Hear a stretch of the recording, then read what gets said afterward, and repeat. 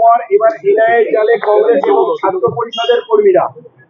যারা অভিযুক্ত তারা হবে। আপনারা রাজনৈতিক পরিচয় খুঁজছেন কেন?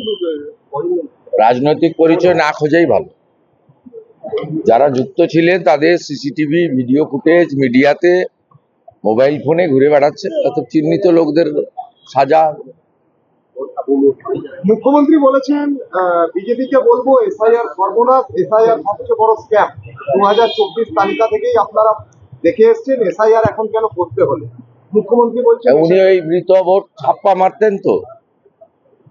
মৃত ফেক একটা লোক প্রথম ফেজে কোচবিহারে, দ্বিতীয় ফেজে মালদাতে, তৃতীয় ফেজে বারাসাতে, শেষ ফেজে ভবানীপুরে ভোট মারত।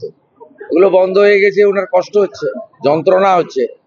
উনি তো কালকে আবেদন করেছেন খণ্ডঘোষে, জোড়া ফুলে কেউ ভোট দেবেন না।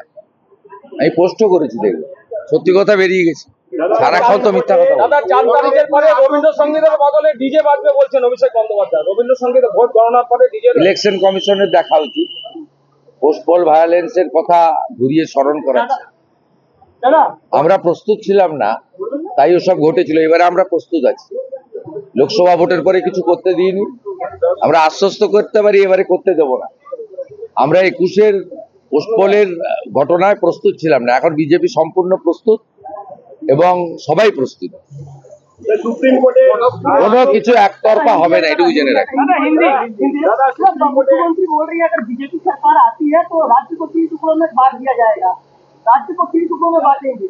झूठा झूठा, उनका पास मुद्दा नहीं है, विकास का काम नहीं किया है, तुष्टीकरण, भ्रष्टाचार, बेरोजगारी, नारी सुरक्षा खत्म कर दिया है, इसलिए उनका पास मुद्दा नहीं है, इसलिए वो सब बोल रहा है।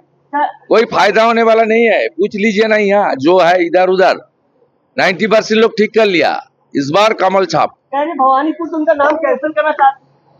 कोई जरूरत नहीं, हरा दूंगा मैं।